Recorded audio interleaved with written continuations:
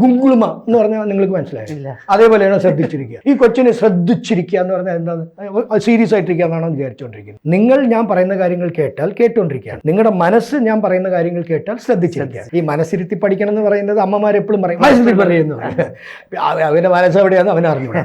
സത്യം പറഞ്ഞ അമ്മയ്ക്ക് അറിഞ്ഞൂടാ. എന്നെ ഈ ഒറ്റ കാരണം കണ്ടപ്പോൾ അവള് കാര്യമായിട്ട് പഠിക്കാൻ തുടങ്ങി. അവൾ പിന്നെ MBA എടുത്തു, ഇന്റർനാഷണൽ സ്റ്റഡീസിൽ ഇത് ചെയ്തു, ഫാഷൻ ഡിസൈനിങ് പഠിച്ചു. അവൾ പറയാം, ഡാഡി അന്ന് കാലത്ത് ചെയ്യുന്നത് കണ്ടപ്പോൾ എനിക്ക് നിങ്ങളൊരു കാര്യം മനസ്സിൽ ഉറപ്പിച്ചാൽ പിന്നെ ഇത് എല്ലാം നിങ്ങളെ അന്വേഷിച്ച് വരുന്നതാണ്.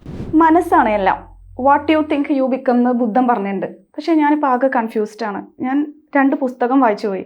അതിൽ ഒന്ന് power of your sub conscious mind. അതിൽ പറയുന്നുണ്ട് നമ്മൾ എന്ത് മാനിഫെസ്റ്റ് ചെയ്യുന്നോ, എന്ത് ചിന്തിക്കുന്നോ അത് നമുക്ക് സംഭവിക്കുന്നുള്ളത്.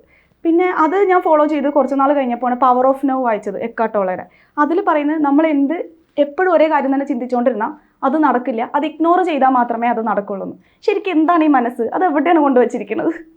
നിങ്ങൾ അറിഞ്ഞതുപോലെയല്ല ഞാൻ മനസ്സ് അറിഞ്ഞത്. എക്കാർട്ട് ടോളി പവർ ഓഫ് നൗ, അത് കഴിഞ്ഞിട്ട് power of your sub conscious mind, Joseph Murphy.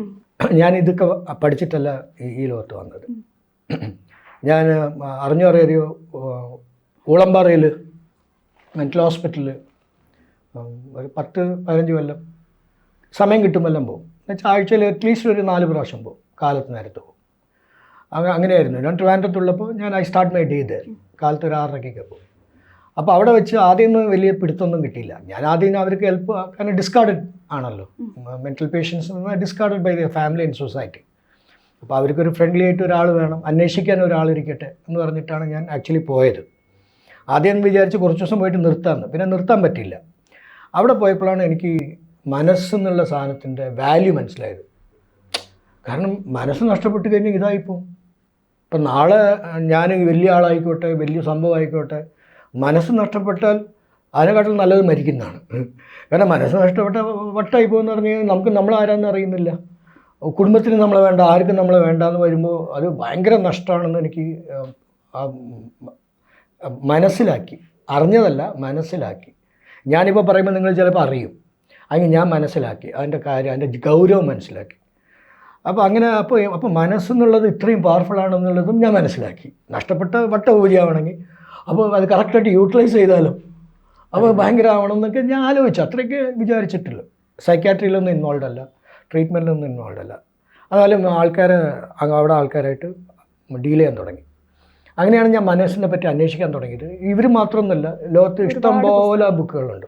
ഇവരൊക്കെ ഇംഗ്ലീഷ് ബുക്ക് ആയതുകൊണ്ടാണ് നിങ്ങളിത് കാണുന്നത്. തമിഴിലൊക്കെ ഇഷ്ടം പോലെ ബുക്കുകളുണ്ട്. തിരുവള്ളുവരൊക്കെ പറഞ്ഞു വെള്ളത്തനയെ മലർന്നിട്ട മാന്ത്രിതം ഉള്ളത്തനയെ ഉയർവ്. ഈ പറഞ്ഞു കഴിഞ്ഞാൽ തമിഴന്മാർക്ക് അറിയത്തില്ല.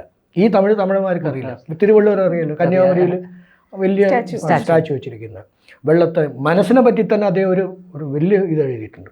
അപ്പം നമ്മുടെ വിചാരം വലിയ ബുക്ക് എഴുതിയാൽ നമ്മൾ വലിയതാവുന്നതാണ്. ഒന്നുമില്ല, പറയുന്ന കാര്യം കറക്റ്റായിട്ട് പറഞ്ഞാൽ മതി. ഒരു തടവ സ്വണ്ണ എന്ന് പറയുന്ന പോലെ ഒരിക്കൽ പറഞ്ഞാൽ മതി, പറയുന്ന രീതി ഒരിക്കൽ പറഞ്ഞാൽ മതി. അദ്ദേഹം കുറേ മനസ്സിനെ പറ്റി കുറേ പറഞ്ഞിട്ടുണ്ട്.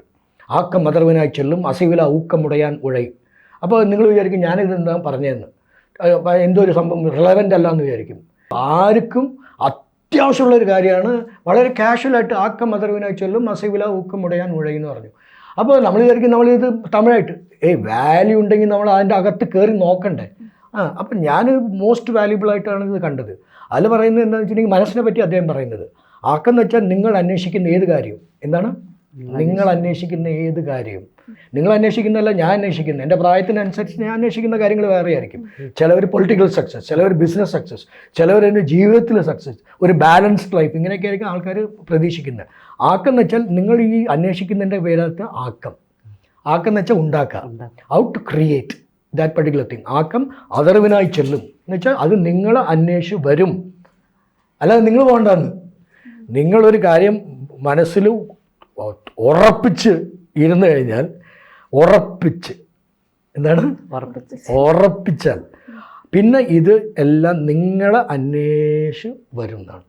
ഇത് കേൾക്കുമ്പോൾ നമുക്ക് വിശ്വസിക്കാൻ പറ്റില്ല. അതെങ്ങനെയാണ് നമ്മൾ അന്വേഷിച്ച് വരാനായിട്ട്, അതെങ്ങനെ അന്വേഷിച്ച് വരുന്നത് എന്നൊക്കെ നമുക്ക് കളിയാക്കാനൊക്കെ തോന്നും. അങ്ങനെ എൻ്റെ ഇതിൽ കളിയാക്കാൻ പറ്റില്ല. കാരണം ഞാൻ കാണുന്നത് കുറച്ച് കാലമായില്ലേ, ഒരു 30 കൊല്ലമായി. 85 ഞാൻ മെൻ്റൽ ഹോസ്പിറ്റലിൽ പോകുന്നത്. ട്രെയിനർ ആവുന്നതൊക്കെ 93 7-8 കൊല്ലം കഴിഞ്ഞിട്ടാണ് ഞാൻ ആവുന്നത്. അപ്പം ഞാൻ കണ്ട ലോകം വേറെയാണ്, എൻ്റെ ഫീലിങ്സ് അനുഭവമൊക്കെ വേറെയാണ്. അപ്പോൾ മനസ്സാണ് ഏറ്റവും പ്രധാനം എന്ന് മനസ്സിലാക്കിയപ്പോഴാണ് ഞാൻ ഇവിടെയെല്ലാം പോയി എത്തുന്നത്. എവിടെ? തിരുവള്ളൂരിൻ്റെ എത്തുന്നത്, ജോസഫ് മർവിന്നൊക്കെ ഇരിക്കട്ടെ, അവരെല്ലാം അത് കമേഴ്ഷ്യലൈസ് ചെയ്ത് റെക്കോർഡ് ബുക്ക് സെയിൽസൊക്കെ ആയി. തിരുവള്ളൂരിൻ്റെ ബുക്കൊക്കെ 50 രൂപ കിട്ടും, അതിന് വിലയൊന്നുമില്ല, ഫ്രീ ആയിട്ടൊക്കെ ആൾക്കാർ കൊടുക്കും. അപ്പോൾ പറയാവുന്നത് ആക്കം അതർവിനെ ചൊല്ലും അസൈവില എന്ന് ഒരു വാക്ക് വന്നു. അത് നിങ്ങൾ അന്വേഷിച്ചു എപ്പോൾ എന്നാണ്, പിന്നെ ഒരു കമ വന്നു. അപ്പോൾ എപ്പോൾ എന്ന് വെച്ചാൽ അസൈവില എന്ന് വെച്ചാൽ നിങ്ങളുടെ ജീവിതത്തിൽ ഒരു അന്വേഷണം നടക്കുന്ന സമയത്ത് അവിടെ ഫെയിലിയർ നടക്കാം, സക്സസ് നടക്കാം, ചിലപ്പോൾ മൊത്തം ഫ്ലോപ്പാകാം, എന്തൊക്കെയൊക്കെയോ നടക്കാം. നിങ്ങളുടെ ഫോക്കസിൽ നിങ്ങൾ മാറാതെ ഇതിനൊക്കെ നിങ്ങൾ പാഠങ്ങളായി മാത്രം കണ്ട് അനങ്ങാതെ നിന്ന് അസൈവില ഊക്കം ഉടയാൻ ഉഴൈ എന്ന് പറഞ്ഞു. എന്നുവെച്ചാൽ മനസ്സിനെ നിങ്ങൾ എന്താണ് പറഞ്ഞത്, ഇങ്ങനെ ഓസ്ലേറ്റ് ചെയ്യാതെ, ഓസ്ലേറ്റ് എന്ന് വെച്ചാൽ മലയാളത്തിൽ എന്താണെന്ന് പറയാം, ഇങ്ങനെ ആടിക്കൊണ്ട് ഒരു ഓർഡർ കിട്ടി അപ്ലിക്കേഷൻ ആയി, അപ്പോൾ ഒന്നും കിട്ടിയില്ല, അപ്ലിക്കേഷൻ താഴോട്ട് പോയി, ഇങ്ങനെയൊന്നും ആകാതെ ഒരുപോലെ ഒരു സ്ഥലത്ത് നിങ്ങളുടെ മനസ്സിനെ നിങ്ങൾ നിർത്തിയാൽ ആക്കമതർവിനെ ചെല്ലും അസൈവില ഊക്ക. അന്ന് അങ്ങനെ നിൽക്കുന്ന സമയത്ത് മനസ്സിനൊരു പവറുണ്ട്, അതിനാണ് ഊക്കം എന്ന് പറയുന്നത്. ഊക്കം മുടയാർ എല്ലാം മുടയാർ എന്ന് തമിഴിൽ പറയും. നിങ്ങൾക്ക് ഈ സ്വത്ത് മൊത്തം ഉണ്ടായിട്ട് നിങ്ങൾക്ക് ഊക്കം അല്ലെങ്കിൽ നിങ്ങൾ ഫെയിലിയറാണ്. ഒന്നുമില്ലാതെ ഊക്കം മാത്രം ഉണ്ടെങ്കിൽ നിങ്ങൾ ഇവരെക്കാട്ടിലൊക്കെ വലിയതാവുന്നതാണ്. എന്താണ്? അങ്ങനെയാണ് ആൾക്കാർ വലിയതാവുന്നത്. സത്യമാണ് പറയുന്നത്. അല്ലാതെ അവന് അച്ഛൻ പോലും വേണമെന്നില്ല, അമ്മ വേണമെന്നില്ല, ബാങ്കിൽ ബാലൻസ് വേണമെന്നില്ല. സത്യം പറഞ്ഞാൽ പഠിച്ചിരിക്കേണ്ട ആവശ്യമില്ല. എന്താണ്? ഒന്നും വേണ്ട, നല്ല ആ എനർജി, ആ ഊക്കം എന്ന് വെച്ചാൽ മനസ്സിൻ്റെ എനർജിനെയാണ് ഊക്കം എന്ന് പറയുന്നത് തമിഴിൽ. അത് ഊക്കം മുടയാർ എല്ലാം മുടയാർ. അപ്പോൾ അസൈവില ഊക്കം ഉടയാൻ ഉഴൈ. ആ ഊക്കം വെച്ചിട്ട് നീ എന്ത് പണിയെടുത്താലും പിന്നെ നിങ്ങൾ തന്നെയല്ല പണിയെടുക്കുന്നതെന്നാണ് പറയുന്നത്, പിന്നെ നിങ്ങൾ മനസ്സിരുത്തിയാണ് പണിയെടുക്കുന്നത്. നമുക്ക് ഇൻട്രസ്റ്റ് ഇല്ലെങ്കിൽ മനസ്സ് നമ്മുടെ കൂടെ ഉണ്ടാവില്ല. പഠിക്കാൻ പോകുമ്പോൾ മനസ്സിന് ഇൻട്രസ്റ്റ് ഇല്ലെങ്കിൽ നിങ്ങൾ എത്ര ദിവസം പഠിച്ചിട്ടും കാര്യമില്ല. തിയേറ്ററിൽ പോകുമ്പോൾ മനസ്സ് ജോളിയായിട്ട് വരാണ്, ഇങ്ങനെ അതിന് ഊക്കാണ്. തിയേറ്ററിൽ പോകുമ്പോൾ ഇങ്ങനെ ചാടി ഇങ്ങനെ വരും. നമ്മുടെ സീറ്റിൽ നമ്മൾ ഇരിക്കുന്ന മുമ്പ് അതുകൂടി ഇരിക്കില്ല, ഇങ്ങനെ ഇരിക്കും. അതുകൊണ്ടല്ലേ നമ്മുടെ കൊച്ചുങ്ങളെല്ലാം തമിഴ്നാട്ടിൽ പോയി ഒരു സിനിമ ഒരിക്കൽ കണ്ടിട്ട് തിരിച്ചെന്ന് പാടാൻ പറഞ്ഞാൽ കേളിക്കും പെണ്ണിൻ കൈകൾ കറക്റ്റായിട്ട് പാടും. കുമാരനാശാൻ്റെ പാട്ട് ഒരു കൊല്ലം പഠിച്ചതാൻ പറയില്ല. അതേ നേരത്തെ ഊക്കമുണ്ടായിരുന്ന ഒറ്റ കാരണം കൊണ്ട് ഈ പാട്ടൊക്കെ ഒരിക്കൽ കേട്ടാൻ പാടും. അങ്ങനെയാണ് നമ്മളെല്ലാം പാട്ടുകൾ 20 കൊല്ലം മുമ്പിലത്തെ പാട്ട്, 50 കൊല്ലം മുമ്പിലത്തെ പാട്ടൊക്കെ അന്ന് ഊക്കമായിട്ടാണ് അത് കേട്ടത്. ഊക്കം ഉണ്ടായിരുന്നെങ്കിൽ മനസ്സുണ്ടായിരുന്നു. ഊക്കം എന്ന് വെച്ചാൽ മനസ്സിൻ്റെ പവർ ഉണ്ടായിരുന്നു. നെറ്റ് ഇപ്പം നിങ്ങളിപ്പോൾ അത് കണക്റ്റഡ് ആണ്, റെക്കോർഡിംഗ് ആണ്. അതുകൊണ്ടാണ് ഇത് റെക്കോർഡാകാൻ പോകുന്നത്. റെക്കോർഡ് ബട്ടൺ ഇല്ലെങ്കിൽ ഇത് റെക്കോർഡൊന്നും ആവില്ല. അത് ഊക്കം എന്ന് വെച്ചാൽ റെക്കോർഡായിക്കൊണ്ടിരിക്കും. അതുകൊണ്ട് താമരപ്പൂ നീ ദൂരെ കണ്ടുമോഹിച്ചു, അപ്പോൾ താഴെ ഞാൻ നീന്തി ചെന്ന് കാല് പൊട്ടിച്ചു. അപ്പം നിങ്ങൾ പറയുന്ന കാലല്ല, പൂ പൊട്ടിച്ചു എന്ന് പറയാം. ഇതെന്നായിരുന്നു ഞാൻ പൈത്തഗോറസ് തിയറം എത്ര തെറ്റി പറഞ്ഞാലും നിങ്ങൾ അതിനെ തിരുത്തില്ല. കാരണം അത് 1 കൊല്ലം കഷ്ടപ്പെട്ട് പഠിച്ചതാണ്. ഇതങ്ങനെയല്ല, ആകെ 2 പ്രാവശ്യം അത് ചെറിയ പ്രായത്തിൽ കേട്ട പാട്ട് ഊക്കത്തിലായതുകൊണ്ട് നിങ്ങൾ പാടിയില്ലെങ്കിലും അത് കറക്റ്റായിട്ട് തെറ്റാണെന്ന് പോലും പറയാനുള്ള റെക്കോർഡാണ്. അപ്പം നിങ്ങൾ അറിയണം. അപ്പം മനസ്സെന്ന് പറഞ്ഞ സംഭവം ആണ് എല്ലാം. പഠിക്കണം എന്നുണ്ടെങ്കിൽ മനസ്സിരുത്തിയേ പഠിക്കാവൂ, അല്ലെങ്കിൽ പഠിക്കരുത്. എല്ലാവരും പറഞ്ഞങ്ങനെ മനസ്സിരുത്തി പഠിക്കണം, മനസ്സിരുത്തി ചെയ്യണം. ഇതെങ്ങനെ ഈ മനസ്സിരുത്തി ചെയ്യാൻ പറ്റും? അതിനാണ് ഞാൻ വരുന്നത്. ഇപ്പം എൻ്റെ ജോലി അതാണല്ലോ. ഈ മനസ്സിരുത്തി പഠിക്കണം എന്ന് പറയുന്നത് അമ്മമാരെപ്പോഴും പറയും, മനസ്സിരുത്തി പറയുന്നു. അവൻ്റെ മനസ്സ് എവിടെയാണെന്ന് അവനെ അറിഞ്ഞൂടാ. സത്യം പറഞ്ഞ അമ്മയ്ക്ക് അറിഞ്ഞൂടാ, അമ്മയുടെ അപ്പനും അറിഞ്ഞൂടാ. ഇതിങ്ങനെ പറയാന്ന് മാത്രം. എന്താണ്? പഠിച്ചുകൊണ്ടിരിക്കുക ശ്രദ്ധിച്ചിട്ട് പഠിക്കുന്നു പറയും. എന്താണ് ഈ ശ്രദ്ധിച്ചിരിക്കുക എന്ന് വെച്ചാൽ കൊച്ചിന് എന്താണെന്ന് അറിയില്ല. എന്താണ് ഗുങ്കുളുമ എന്ന് പറഞ്ഞാൽ നിങ്ങൾക്ക് മനസ്സിലായില്ല. അതേപോലെയാണ് ശ്രദ്ധിച്ചിരിക്കുക. ഈ കൊച്ചിനെ ശ്രദ്ധിച്ചിരിക്കുക എന്ന് പറഞ്ഞാൽ എന്താണ്? സീരിയസ് ആയിട്ടിരിക്കുക എന്നാണ് വിചാരിച്ചുകൊണ്ടിരിക്കുന്നത്. അപ്പോൾ അങ്ങനെയാണ്. അല്ലാതെ ശ്രദ്ധ എന്ന് പറഞ്ഞാൽ എന്താണെന്നും അതിൻ്റെ ഇമ്പാക്റ്റ് എന്താണെന്നും ഞാൻ പറയുന്ന കാര്യങ്ങൾ കേട്ടാൽ കേട്ടുകൊണ്ടിരിക്കുകയാണ്. നിങ്ങളുടെ മനസ്സ് ഞാൻ പറയുന്ന കാര്യങ്ങൾ കേട്ടാൽ ശ്രദ്ധിച്ചിരിക്കുകയാണ്. മനസ്സിലാക്കണം. അതായത് കണ്ണും മൂക്കും ചെവിയൊന്നും ഉണ്ടായിട്ട് കാര്യമില്ല. മനസ്സും കൂടെ ഇതിനെ കണക്ട് ചെയ്യുമ്പോൾ മനസ്സും കൂടെ വരണം. എന്നാലും ശ്രദ്ധ എന്നുള്ള കാര്യം വരുന്നല്ലോ. അപ്പോൾ കൊച്ചിങ്ങനെ ബുക്ക് നോക്കിക്കൊണ്ടിരുന്ന നമ്മുടെ വിചാരം ശ്രദ്ധിച്ച് പഠിക്കുന്നതാണ്. അവൻ ചിലപ്പോൾ എൻ്റെ നിനക്ക് വേറെ വല്ല ബുക്ക് വെച്ച് വായിച്ചുകൊണ്ടിരിക്കുകയായിരിക്കും. അപ്പോൾ ഈ ശ്രദ്ധ എന്ന് പറഞ്ഞാൽ എന്താണെന്ന് കൊച്ചുങ്ങൾക്ക് പഠിപ്പിച്ചല്ല കൊടുക്കേണ്ടത്, ശ്രദ്ധിക്കുക എന്നല്ല പറയേണ്ടത്. ഈ ശ്രദ്ധിച്ചാൽ എന്ത് ബെനിഫിറ്റ് കിട്ടുമെന്ന് പറഞ്ഞു കൊടുക്കാം.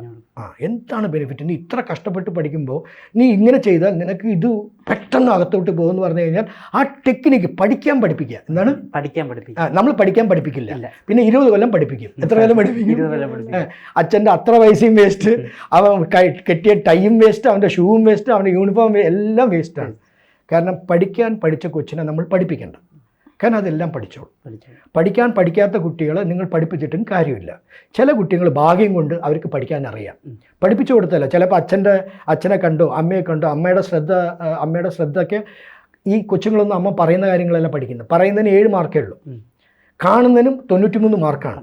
ഇപ്പം അമ്മ പഠിക്കുമ്പോൾ വളരെ ശ്രദ്ധിച്ചിരുന്ന് ഇങ്ങനെ പഠിക്കും. ഞാൻ തന്നെ MBA പഠിക്കുന്ന സമയത്ത് ഞാൻ ഇരുന്ന് പഠിക്കുമായിരുന്നു. ഞാൻ MBA പഠിക്കുമ്പോൾ ഞാൻ ലേറ്റായിട്ടാണ് പഠിച്ചത്. അപ്പോൾ MBA പഠിക്കുമ്പോൾ വീട്ടിൽ കാലത്ത് 4-5 മണിക്കൊക്കെ കഴിഞ്ഞിട്ട് എൻ്റെ മോളും ഇങ്ങനെ വന്ന്, രണ്ടാമത്തെ മോളും ഇങ്ങനെ നോക്കാം, ഡാഡി ഇങ്ങനെ പഠിക്കുമോ ഡാഡിക്ക് ഇരുന്ന്. അപ്പോൾ അവൾ ബാംഗ്ലൂർ പഠിച്ചുകൊണ്ടിരിക്കുകയായിരുന്നു. അപ്പോൾ ഞാൻ പറഞ്ഞു, അല്ല പഠിച്ചാലല്ലേ എനിക്ക് എക്സാം പാസ് ചെയ്യാൻ പറ്റും. എൻ്റെ കൂടെ പഠിക്കുന്നതെല്ലാം കുട്ടികളാണ്, അല്ല നിങ്ങളെപ്പോലെ കുട്ടികളാണ്.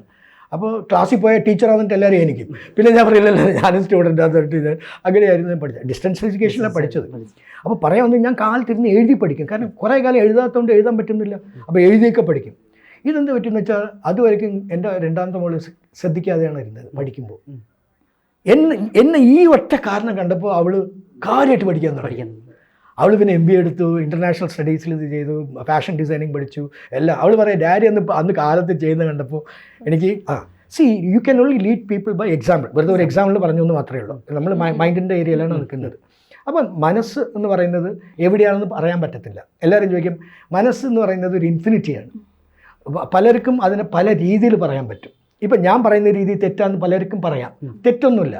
കാരണം how can you define infinity? ദൈവം ഇതാണെന്ന് എങ്ങനെ പറയാൻ പറ്റും? കാറ്റ് എന്താണെന്ന് എങ്ങനെ ഡിഫൈൻ ചെയ്യാൻ പറ്റും? അങ്ങനെയൊന്നും ഡിഫൈനൊന്നും ചെയ്യാൻ, ചില കാര്യങ്ങളൊന്നും ഡിഫൈൻ ചെയ്യാൻ പറ്റില്ല. അത് ഇൻഫിനിറ്റിയിൽ കിടക്കുന്ന സാധനങ്ങളാണ്. അത് ഡിഫൈൻ ചെയ്യാൻ ശ്രമിക്കുന്നതിൻ്റെ തെറ്റ് തന്നെയാണ്. അപ്പോൾ പറയാവുന്നത്, എനിക്ക് പറ്റുന്ന രീതിയിൽ ഞാൻ എന്തിനങ്ങനെ ചെയ്യുന്നത്, ഞാൻ ഇതിന് ഇങ്ങനെ ഒരു രീതിയിൽ എടുത്തിട്ട് ഞാൻ കൊടുക്കുമ്പോൾ അത് പലർക്ക് യൂസ്ഫുൾ ആയിരിക്കുന്നുണ്ട്. അപ്പോൾ പലരും അവരെ സ്റ്റഡി ചെയ്തിട്ട് അവരവരെ രീതി കൊടുക്കുമ്പോൾ അത് യൂസ്ഫുൾ ആവുന്നുണ്ട്. അതൊക്കെ മനസ്സിലായല്ലേ? ഇപ്പം മൈൻഡിനെ പറ്റി പറയാൻ ഞാൻ മാത്രമൊന്നുമല്ല, നമ്മളെക്കാട്ടിലേക്ക് 100 ഇരട്ടി പവർഫുള്ളായിട്ട് പറയുന്ന ഗുരുക്കന്മാരുണ്ട്. ഇഷ്ടം പോലെ ആൾക്കാർ ലോകത്ത് ഉണ്ടായിരുന്നു, ഇപ്പോഴും ഇഷ്ടം പോലെ ഉണ്ട്. മനസ്സിലാക്കണം. അതെ, അപ്പൊ ഈ മൈൻഡ് ആണല്ലോ ഈ ഇമോഷൻസ് ഉണ്ടാക്കുന്നത്. ഈ ഡയറക്ട്ലി കണക്റ്റഡ് അല്ലേ മൈൻഡിൽ നിന്നല്ലേ ഇമോഷൻസ് ഒക്കെ വരുന്നത്. അപ്പൊ ഈ ഇമോഷൻസ് ആണ് നമ്മുടെ ലൈഫിലെ പല പ്രശ്നങ്ങൾക്കും കാരണം വേണ്ട രീതിയിൽ വേണ്ട സമയത്ത് നമ്മൾ റിയാക്ട് ചെയ്യുന്നില്ല, അല്ലെങ്കിൽ ഓവർ റിയാക്ട് ചെയ്യുന്നു. ഇതിനെ പിടിച്ചു കെട്ടാൻ ഈ മനസ്സിനെ കൊണ്ടേ സാധിക്കുള്ളൂ. അപ്പൊ നമുക്കത് ട്രെയിൻ ചെയ്യാൻ പറ്റുമോ? പറഞ്ഞുതരാം. ഇതെല്ലാം പ്രോഗ്രാംഡ് ആണ്. മൈൻഡ് എന്ന് വെച്ചാൽ മൈൻഡ് ഈസ് എ പ്രോഗ്രാം. ഞാനെന്നുള്ള ബുദ്ധിയും മനസ്സെന്നുള്ള ശക്തിയും ഒന്നിക്കുമ്പോഴാണ് നമുക്ക് പ്രവർത്തിക്കാൻ പറ്റുന്നത്. അപ്പം നിങ്ങൾ മാത്രം തന്നെ ഇരുന്നിട്ട് ഒരു കാര്യമില്ല. ഞാനെന്നുള്ള ബുദ്ധി, മനസ്സിന് ശക്തിയുള്ളൂ, അതിന് ബുദ്ധിയില്ല. മൊബൈൽ ഫോണിന് ഭയങ്കര ബുദ്ധിയുണ്ട്, അല്ല ശക്തിയുണ്ട്, ബുദ്ധിയില്ല.